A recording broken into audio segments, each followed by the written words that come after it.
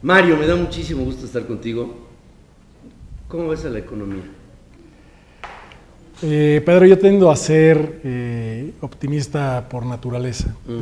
Creo que el primer trimestre la economía no fue lo que esperábamos todos. Yo creo que empezó la economía un poco lenta o bastante lenta, pero yo creo que las expectativas para los siguientes trimestres son mejores que para el trimestre anterior.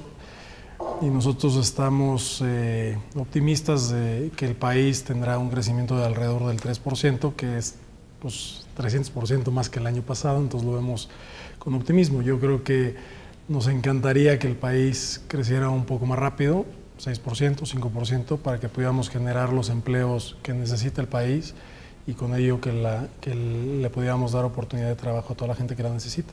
La industria del aseguramiento y de lo que son seguros y fianzas logró reestructurar su postura cuando la propuesta de reforma fiscal, que venía muy fuerte para ustedes, queda sana, queda en una condición como para poderse expandir, no obstante las condiciones del entorno, y esto les permitiría a ustedes realmente afirmar el paso para fortalecerse y hacer bolsas cada vez más fuertes de dinero. El sector asegurador ha venido con crecimientos mayores a la economía en los últimos años. En todos los años el crecimiento de la industria aseguradora ha sido mayor a la del país, en gran parte porque México es un país muy joven. Y en el pasado, por esa misma edad promedio que tenemos, o el porcentaje de gente que trabaja contra la que no trabaja, por la misma distribución que tenemos de tantos jóvenes todavía estudiando, no había una necesidad de tener seguros en México. Ahora, conforme los jóvenes están empezando a salir a laborar, están empezando a casarse, están empezando a tener una propiedad, están empezando a tener un coche, automáticamente empiezan sus necesidades de asegurar algo, de proteger algo. Eso no lo teníamos en México y éramos, en la economía, éramos el 1 punto y fracción del Producto Interno Bruto de México. El paso ha sido mayor a la economía y hoy somos el 2.1% del Producto Interno Bruto. Nos falta mucho, sin duda alguna. En Sudamérica el promedio es cercano al 4%, entonces todavía nos queda mucho por hacer. Nos queda mucho por hacer a las aseguradoras y nos ayudaría mucho una economía creciendo a promedios del 5 o 6%, obviamente. En Europa, las personas que están empleadas, cuando luchan por sus derechos laborales, se basan mucho en no solamente defender su chamba, sino sus prestaciones, ¿no? Exacto. Y en nuestro país, como han quedado las cosas, muchas de estas ahora no resultan deducibles. Y esto ha traído por consecuencia el que algunas empresas que hacen fondos privados o que buscan maneras alternativas a lo que daría una simple relación pública con afores, etcétera, pareciera como si el tema estuviera un tanto frenado, por lo menos yo así lo percibo desde tu óptica en la industria. Esto vino a pegarle al crecimiento más exponencial de las prestaciones laborales por la vía de los seguros, hablo de seguros médicos, hablo de seguros de vida, hablo de formas que son pretensiones para la gente que trabaja. Yo creo que ahí hay dos partes diferentes. Una, la parte fiscal, que los beneficios fiscales obviamente incentivaron que todas las empresas tuviéramos prestaciones adicionales para todos los empleados, y que hoy, dado que ya no se tiene el 100% de deducibilidad, sí hay el riesgo de que algunas tomen la decisión, desde mi perspectiva errónea, de quitar esas prestaciones para la gente. Yo creo que son prestaciones necesarias para toda la gente que debemos de mantener, aun y cuando no exista esa deducibilidad al 100% que existía el año pasado. Sin embargo, entiendo que eso puede afectar a algunas empresas que hoy no tengan o que tengan un impacto económico fuerte y que ya no puedan dar esa misma prestación como la daban antes. Nosotros sí hemos notado que se ha frenado un poco el tema de las prestaciones, de las coberturas de gastos médicos o de vida, pero lo hemos notado más en las empresas chicas. Las empresas grandes todas lo están manteniendo. En las empresas chicas, en las empresas familiares, es donde el impacto ha sido a lo mejor más fuerte y son los que están siendo afectados más y son los que se están retrayendo y dejando de dar esas prestaciones, que yo creo que es justamente las empresas que no lo deberían de estar haciendo. Una empresa grande o de las grandes de México, si algunos empleados se meten en problemas, tiene la capacidad económica para ayudar al empleado. Las empresas familiares chicas no tienen esa capacidad y si no tienes esa prestación, pues dejas al empleado desprotegido y en un problema. Entonces yo creo que nos ayudaría mucho el tener esas prestaciones, pero yo creo que todos debemos de tener claro que en la vida hay 3 tipos de riesgos. Hay el riesgo de enfermarte, hay el riesgo de morir a una temprana edad y dejar desprotegida a tu familia, y hay el riesgo de vivir muchos años más de los que te tocaron laboralmente. Nuestra edad de retiro oficial en México es 65 años, pero la gente está viviendo 80, 85, 90, 100 años.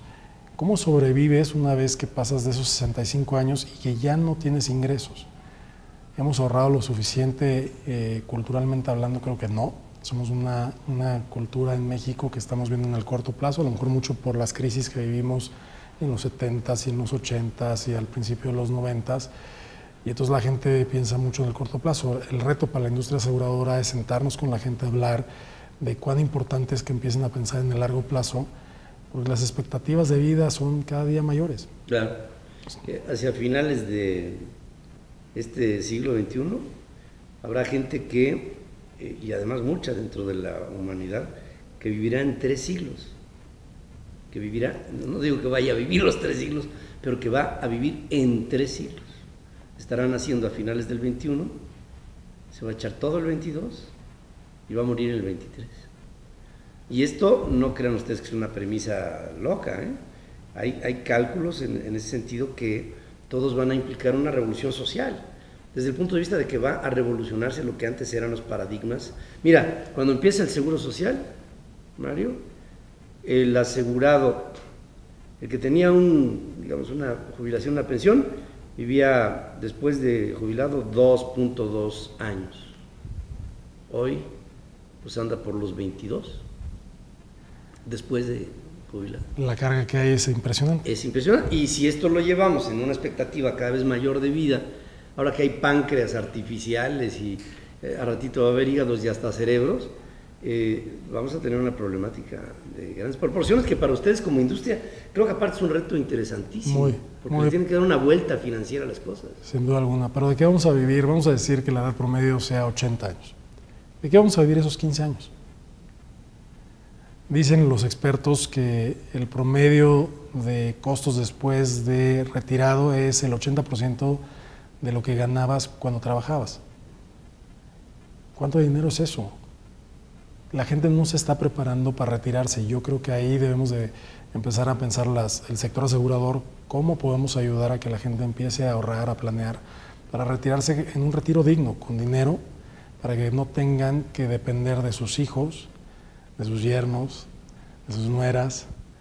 Y ese es un reto que tenemos en el país. Yo creo que necesitamos nosotros buscar cómo resolver eso en los siguientes años de una manera muy rápida.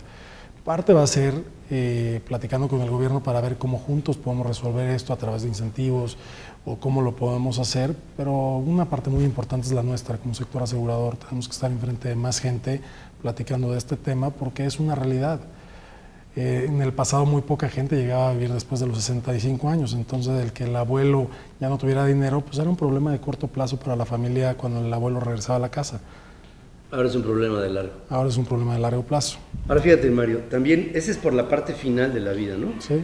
Pero por la parte del principio, acabo de estar en Barcelona. El cuate que fue por mí al aeropuerto tenía mi edad. El que me recibió en el hotel, el portero del hotel tenía mi edad. El que me dio la habitación tenía mi edad. El que me llevó las maletas tenía mi edad. El camarero que me sirvió en el restaurante tenía mi edad. Y los muchachos de 23, 24 años tienen 2 carreras y no tienen chamba. Entonces, por el lado de la entrada a la economía, también estamos empezando a tener un problema. En España, el 60% de la gente entre 18 y 24 no tiene años. trabajo. ¿Qué hacen ustedes? ¿Habrá instrumentos? ¿Están pensando en hacer instrumentos que pudieran apuntalar a esta problemática social o esto nos va a reventar en la cara? Yo creo que es una pregunta muy interesante y una pregunta que yo creo que no nos hemos hecho todos. Yo creo que el tema primordial es cómo les damos trabajo, no cómo creamos los incentivos para que no trabajen. Y yo creo que ese es uno de los temas que debemos de solucionar como país. No estoy seguro cómo resolverlo, pero yo creo que la generación de empleo es una de las cosas que tenemos que atacar todos juntos. Nosotros todos los años generamos entre 1.500 y 2.000 empleos nuevos de gente que invitamos a que trabajen como asesores de seguros aquí con nosotros en Seguros Monterrey. Pero esa debería ser la meta de todo el mundo. ¿Cómo generamos más chamba para todos los mexicanos para no depender de instrumentos que le puedan permitir a alguien no trabajar? Eso no es sano para acá. Nosotros todos tenemos que estar buscando cómo desarrollarnos y cómo crecer personalmente y no de cómo podemos depender de un tercero. Y yo creo que el reto para todos es seguir invirtiendo.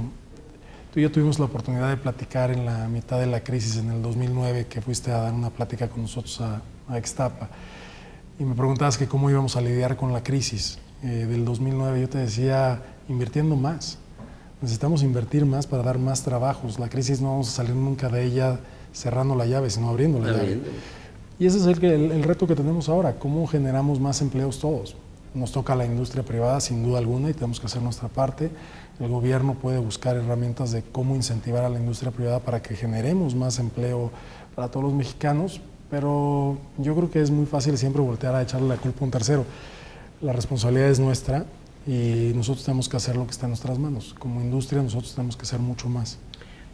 Algo que yo creo que ya la posibilidad de que haya grandes empresas que generen muchísimos empleos está empezando a palidecer ante la necesidad de que haya muchísimas empresas de tamaño muy menor que multipliquen la acción de generar empleo. Es decir, yo como joven a lo mejor no tendré tanto la expectativa de buscar una chamba, sino de generar alguna forma de actividad que geste la posibilidad de hacer chambas, trabajos multiplicados, pulverizado de la economía.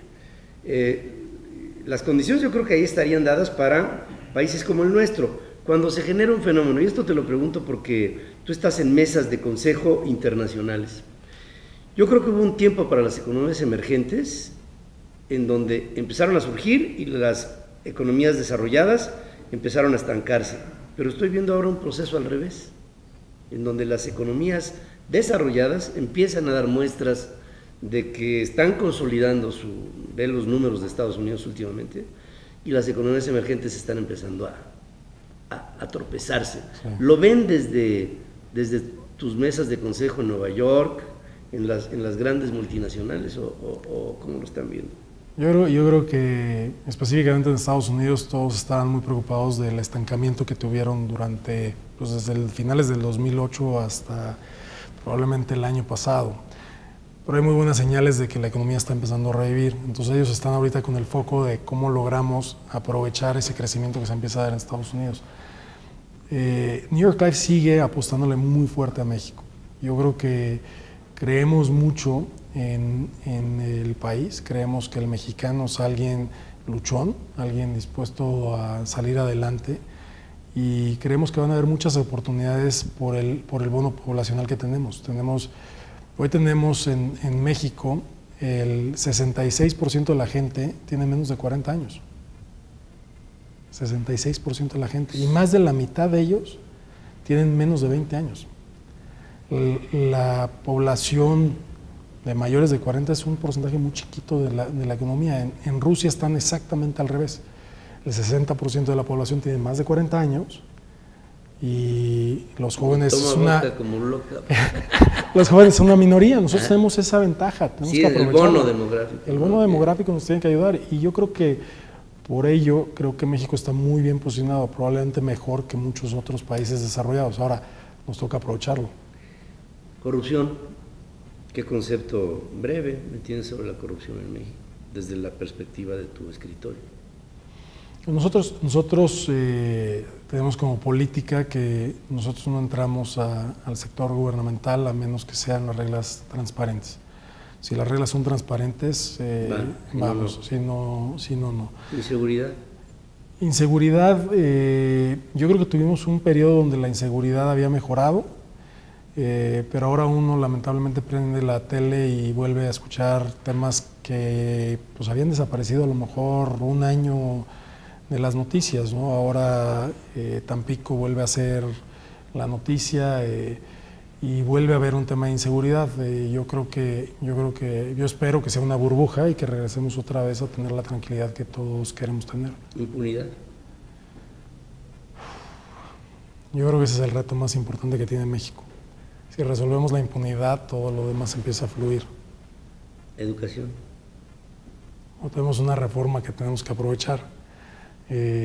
No estoy seguro si se fue tan lejos como se pudiera haber ido, pero creo que donde estábamos, a donde fuimos, fue un muy buen paso. Si no invertimos en los chavos, ¿en quién vamos a invertir? ¿Reforma financiera? Hay una idea de mejorar las condiciones para que haya más bancarización, por ende más sector formal, sería la idea en teoría, más apalancamiento para las empresas y más instrumentos para poder afianzar, poder asegurar, poder promover negocios con más apoyos, que son es tu giro, lo que propones tú. Todo eso es espectacularmente bueno. México debería de irse hacia allá más rápido.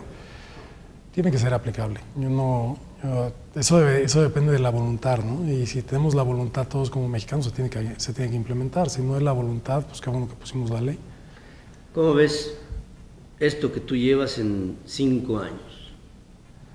El reto que tenemos nosotros en Seguros Monterrey New York Life es que en 5 años la empresa tiene que ser del doble del tamaño de lo que es hoy. ¿Del doble? Del doble del tamaño de lo que es hoy. ¿Y de qué tamaño es? Las primas del año pasado fueron 17,000 millones y fracción. Entonces queremos que sea el doble. 34,000 en 5 años. Pues tienes mucha chamba. Es lo que le digo yo a mi jefe.